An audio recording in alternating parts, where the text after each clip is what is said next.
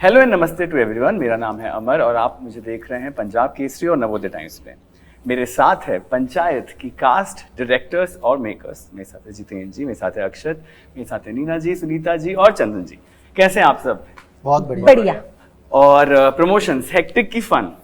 Hectic and fun mix of everything. सब both. Okay, तो पंचायत पे आते हैं। ये एक ऐसा शो है जो मुझे लगता है, मैं सीजन 1 से देख रहा हूँ, लेकिन ये एक ऐसा शो है जिसको मैं हमेशा अपनी फैमिली के साथ देखता हूँ कि लगा देता हूँ, फिर मम्मी पापा को बुलाता हूँ कि आ जाओ काम छोड़ के, फिर साथ में देखेंगे। एक ऐसा शो बन गया है हमारी फैमिली के लिए तो एटलीस्ट। पर इस बार कॉन्फ्लिक्ट क्या अलग है, क्योंकि दे से ना कि द मूवी और the film is as good as the conflict.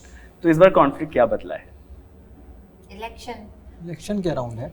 Conflict enhance हुआ है। इनहेंस हुआ है जो कॉन्फ्लिक्ट जो लास्ट प्रीवियस सीजन में भी एक बेस तैयार किया गया था उसका कि election is about to come. इस सीजन ये में इलेक्शन है, तो कॉन्फ्लिक्ट जो था उसको थोड़ा इनहांस किया गया इस सीजन। जी, सब प्रोग्रेसिंग स्टोरी ना, तो बिल्कुल। हाँ बिल्कुल।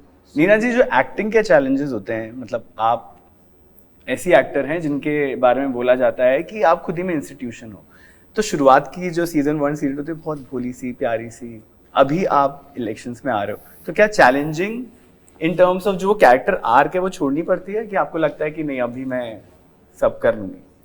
नहीं, ये जो आप कह रहे हैं ना, पंचायत के उसमें कह रहे हैं ना, जी, पहले जी। फर्स्ट भोली सी, अभी मैं वैसी ही हूँ। बिल्कुल। तो जो सर्कमस्टांस के हिसाब से अगर मैं चिल्ला रही हूँ या वोट दो मुझे कह रही हूँ, पर घर में फिर मैं वैसी ही हूँ। इफ यू हाँ, सी, जी बिल्कुल। घर में मैं वैसी हूँ। सो ऐसा नहीं कि मैं बदल गई हूँ, लेकिन मेरे में कुछ बदलाव आए हैं। मैं हूँ वैसी, अभी भी मेरा ही जिम्मा है कि पति को खाना देना है या रिंकी की चिंता करनी है या पड़ोसियों को, ये वो अभी भी मेरा है। बिल्कुल। तो ऐसा कुछ बदली नहीं हूँ। जी बिल्कुल। ऑल्सो मुझे लगता है पंचायत एक ऐसा शो है जिसकी लैंग्वेज बहुत सिंपल है, लोग बहुत सिंपल हैं, इमोशंस सिंपल हैं, कॉम्प्लेक्सिटी इतनी है नहीं, इसीलिए शायद फैमिली वॉचिंग में बहुत मज़ा आता है। तो मैं अगर आप लोग सबसे पूछूं, स्टार्टिंग विथ यू जितेंद्र, ये पुराने टाइम के जो शोज होते थे, और आप दोनों तो पहले से एक्टिंग भी कर रहे हो, उस टाइम में जब लेट 90s अर्ली 2000s वो काफ़ी सिंपलर टाइम्स थे, तो उस चीज़ वहाँ से आप क्या मिस करते हो अगर आप मैजिकली वापस ला पाओ? कि अगर कोई ऐसी चीज़ जो आप चाहो वापस आए, चाहे वो फिल्मों के बारे में हो सकता है या लोगों के बारे में, जैसे लोगों का बिहेवियर होता था या जैसे लोग होते थे या जो वर्किंग स्टाइल होती है, जैसे आजकल कहते हैं ना सब कुछ एकदम प्लान्ड है और वैनिटीज़ रहती हैं। तो अगर आपसे मैं पूछूं, अगर आप कोई एक चीज़ उस सिंपलर टाइम से वापस ला पाए तो? Simplicity. In terms of story telling आप कह रहे हैं? नहीं मतलब आप मतलब फिल्म्स में पूछ रहे हो जैसा- कि फिल्म्स जैसा- में जैसा या आप- रियल लाइफ में? दोनों।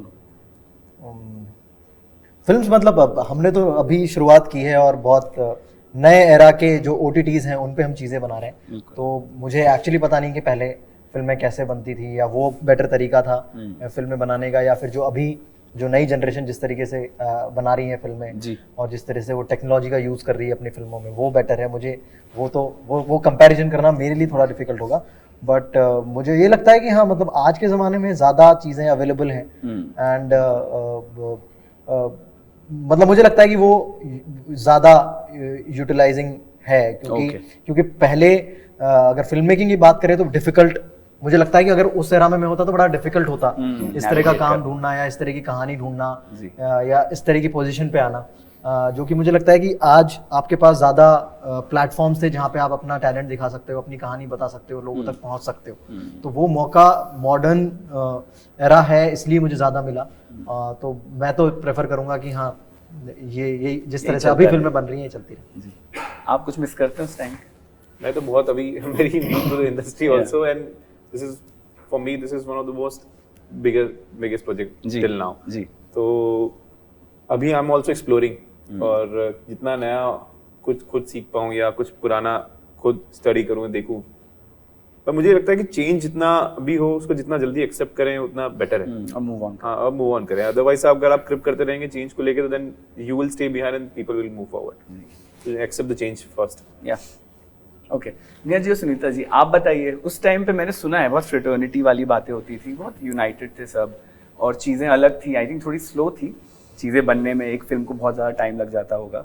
पर आप कुछ चीज मिस करते हो जो आप चाहते हो यार मैजिकली वो वापस आ जाए शायद? मैं तो सब कुछ मिस करती हूँ. जी बताइए. I miss the romance. I wish I was born earlier. I wish I could do what Wahida ji did or what Madhubala did. I miss the songs. I miss the lyrics of बिल्कुल. the songs. बिल्कुल. I miss the handsome heroes of those time. I miss Dilip Kumar. I miss Devanand. I really miss everything because वो जो ठहराव था जो वो ठहराव अभी नहीं है. अभी लगे हुए हैं. मुझे तो ऐसा लगता है मूव ऑन तो मैं करती रहती हूँ क्योंकि और कोई चारा नहीं है. हाँ, चारा है ना. चारा नहीं है तो मूव ऑन तो करना है. मैं वहाँ लेकिन मैं मेरी ड्रीम तो कर सकती हूँ ना. बिल्कुल. That's my dream. बिल्कुल. वो अदायगी जो थी वो तो आप अभी तक बरकरार रखे हो. वो चीज जो मिसिंग नहीं है मुझे लगता है. सुनीता जी. नहीं, जैसा नीना जी ने कहा और उन्होंने कहा पुरानी जो फिल्में थी उनका जो कॉन्सेप्ट होता था, हमारे पास इतनी अच्छी अच्छी फिल्में हैं कि जैसे गुरुदत्त जी की फिल्में, राज कपूर जी की फिल्में हैं. उस समय की जो हीरोइनें थी उनका जो वो जो रोमांटिसिज्म और वो जो लस्ट था ना वो आज नहीं है. वो बड़ा रूहानी था. तो वो बहुत, हाँ, वो तो सारी चीजें मिस होती हैं. जैसे उन्होंने बोला म्यूजिक, करेक्ट, वो सब. मैं तो कव्वाली और कैबरे भी बहुत मिस करती हूँ. We don't have it now. बिल्कुल बिल्कुल. वो कल्चर थोड़ा मिसिंग है. जी. आई थिंक गानों से फिल्म का टोन सेट होता है. बिल्कुल. किस टाइप के गाने हैं, तो अब उस टाइप के गाने नहीं बन रहे हैं तो थोड़ा टोन भी डिफरेंट हो गया है. जिस टाइप के गाने आप अभी करंट में देखो, जिस टाइप के गाने होते हैं फिल्मों में, मूवी का टोन मिला जुला को वैसा ही कुछ होता है. So I think that one part is like missing and going forward like सबके लिए चैलेंज है कि कैसे उस चीज को फिगर आउट करना है. कि definition of a good cinema जैसे अभी के टाइम में करंटली, अब ऑफ कोर्स आप 90s में जैसे जो पिक्चर बनाते तो अभी बनाने अगर जाओगे एक्चुअली में कहने में अच्छा लगता है लेकिन बनाने जाओगे it will there is a good chance it will bomb like and people will say that it is dated and this is this and that. So कहने बात करने में अच्छा लगता है वो सब. रीजन वही है, जनरेशन चेंज हो गई ना. People need to figure it out कि like for example Dangal did a very great job. Correct. एक कंटेम्पररी फिल्म मेकिंग में किस टाइप के गाने होने चाहिए, किस टाइप की का स्क्रीन प्ले होना चाहिए, किस टाइप का डायरेक्शन होना चाहिए, वो काफी डिफाइन करता है. And despite being a rooted story मतलब इतना बड़ा हिट हुआ. बिल्कुल बिल्कुल सही. So I think we need to find that balance. Language के अभी करंट जनरेशन का लैंग्वेज क्या है, लाइक अभी करंट फिल्म मेकिंग का. जी जी जी. I think that is very like. हाँ, उसके गाने भी काफी लोकल लैंग्वेज के थे पर काफी अच्छे. हाँ. मैं भोपाल से हूँ. मैंने मतलब वहीं पे पढ़ाई और सब कुछ किया. मेरी फैमिली वहीं पे है और मुझे पता चलता है आप लोग आए हो और हमेशा आप लोग सीहोर जाते हो शायद शूट करने. भोपाल के बगल में है. तो कैसा रहता था वहाँ पे? वहाँ बहुत स्लो लाइफ है. भोपाल की लाइफ में देखता हूँ 10 साल बाद भी जाओ वैसी है. बहुत स्लो लाइफ. लोग बहुत आराम से एक टॉपिक पे पूरा दिन निकाल देते हैं. वहाँ के बारे में कुछ बताइए. पोहा जलेबी रहता था choice of breakfast every day? नहीं, हम हमारा थोड़ा आगे है. हाँ, भोपाल से आगे है. पर एमपी का ही है. मैं भी एमपी से ही हूँ तो भोपाल के पास में बगल में लगा हुआ. केटरर होते हैं ना हमारे, तो वो हम लोगों के हिसाब से बनाते हैं. अच्छा अच्छा. पर ऑफ कोर्स पोहा थोड़ा सा रहता है डिफरेंट और बेटर रहता है. हाँ, I get poha masala from there. या जी जी. जीरावन. आप बताइए जितेंद्र. हाँ, once in a while I enjoy poha jalebi. वहाँ का जलेबी बहुत अच्छा है. भोपाल से मंगाते हैं हम लोग सीहोर में. वो जो लाइक ब्राउन वाली जलेबी जो होती है मोटी वाली, वो मावा जलेबी बहुत होती है इसकी. हाँ, बिल्कुल. तो वो मंगाते हैं. कहाँ से? राजू राजू टी स्टॉल से आता है वो. तो वंस इन अ व्हाइल वो एंजॉय करते हैं हम. एंड भोपाल की सिटी की वाइब बहुत अच्छी है. बहुत लाइक बहुत प्लेन वाइब है. मतलब कि आप वहाँ पे कोई अगर फिल्म मेकिंग वाइज सोचे तो आप कुछ भी दिखा सकते हो. कोई सा भी शहर दिखा सकते हो. वो सारी चीजें उस शहर में है. तो शांत सा शहर है. मजा आता है वहाँ पे. बिल्कुल बिल्कुल. और लास्टली मैं आप तीनों से पूछना चाहता हूँ, इधर जैसे हम अभी कॉन्फ्लिक्ट शो की कॉन्फ्लिक्ट की बात कर रहे थे, आप तीनों अब एस्टैब्लिश्ड एक्टर्स हो, लेकिन जब आपने स्टार्ट किया था हमेशा हर आर्टिस्ट की लाइफ में एक प्राइमरी कॉन्फ्लिक्ट होता है जो उनको ट्रबल करता है for some time. Obviously they overcome it, उससे जुगाड़ से निकल जाते हैं और अभी वो चीज़ें नहीं है. पर अगर मैं आप लोग से पूछूं, जब आप लोगों ने स्टार्ट किया था क्या एक प्राइमरी कॉन्फ्लिक्ट था जिसको शायद कुछ टाइम तक आपको उस कॉन्फ्लिक्ट ने परेशान किया? कॉन्फ्लिक्ट मतलब क्या? जैसे कोई भी एक चीज हो सकती है. हाँ, मुसीबत. जैसे जो आपको लग रहा था कि यार ये ओवरकम नहीं हो रहा है, कोई एक चीज जो शुरुआत में आपको. एक चीज नहीं, पूरा जिंदगी ओवरकम नहीं हो रही. ना खाने का ठिकाना, ना रहने का ठिकाना, ना काम का ठिकाना, ना पैसे आ रहे हैं, हर दूसरे दिन दिल्ली जाओ, वहां से खाना, मसाले, बादाम सब लेके ये कॉन्फ्लिक्ट था हमारा। कोई एक हो तो बताए। मेरे को एक टिपिकल मेड के रोल मिल रहे थे, ओके। मतलब मुझे ऐसा लग रहा था, और एक दो सीरियल करूंगी तो शायद गिनीज बुक में नाम आ उस टाइम जाएगा। तो सिर्फ यही करते रहते थे। फिर आपने मना करना चालू कर दिया होगा ना हाँ, कि नहीं मना मुझे ये करना नहीं चालू किया था। हाँ, जितेंद्र जी इसीलिए तभी मैंने नीना जी को मसाबा को ज्वाइन किया था। अरे वाह, I assist manage for some time. You अच्छा। know when you know that you have reached when you can say no to something you don't want to. बिल्कुल बिल्कुल, और नो कहना बहुत ह्यूमिलेशन जरूरी नहीं है। ले सकते हैं, सेल्फ रिस्पेक्ट तो मेंटेन नहीं वो करें। छोड़ दो, काम के लिए when you can say You can- no.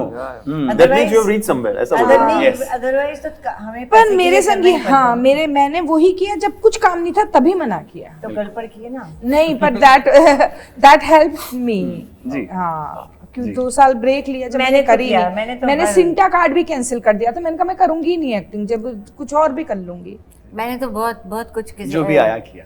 हाँ मैं ऐसा भी किया, वो एक भिखारी का गैंग है उसमें मैं ऐसा- मैंने भी किया बहुत सारा, उसके बाद मैं काम नहीं करती। बहुत पहले ओके, फिर हमारा नाम पीपीटी में आने लगा। फिर नाम हमारा पीपीटी में आया, मेरा अभी भी नहीं आया है। जितेंद्र जी आपका, आप बताइए कुछ। हाँ, जैसे शुरुआत यूट्यूब से हुई थी, और यूट्यूब में हम लोग बहुत सारे स्केचेस करते थे। हाँ, skits, लाइक हाँ, जी। 10-10 मिनट के या 12-12 मिनट के बहुत सारे स्केचेस, वो पॉपुलर हो रहे थे वो चीज़ें, और ट्रेंडी चीज़ें हम लोग कर रहे थे। बट मेरा मतलब वो लंबा फेज चला। वो ऐसा नहीं कि 2 साल में सीरीज बनना चालू हो गई और मैं फिल्म्स का पार्ट हो गया, वो ऐसा इमीडिएट नहीं हुआ। It took like 6-7 years. मतलब वो एक 7 साल की जर्नी है जो यूट्यूब पे बहुत सारे स्केचेस बना के हम लोगों ने एक्टिंग क्राफ्ट सीखा है। तो वो मोमेंट पे मुझे लगता था आफ्टर 3-4 ईयर्स की यार कब वो मोमेंट आएगा जब लॉन्ग फॉर्मेट वाली चीज़ें, कहानी जो रियल स्टोरीज हैं वो हम बताना चालू करेंगे, और वो उसमें मैं एक्टिंग करना स्टार्ट करूंगा। तो वो जो वेट था वो 7-8 साल का लंबा वेट था। जी। तो वो एक कॉन्फ्लिक्ट रहा लंबा, एंड देन चीज़ें स्टार्ट हुई। पहली फिल्म मिली 7-8 साल बाद, एंड वो आई और वो लोगों को अच्छी लगी। तो वो एक मोमेंट था, एंड वो थिएटर में आई थी एंड हर जगह लगी थी, एंड मेरे होम टाउन में वो फिल्म बहुत एंजॉय की लोगों ने।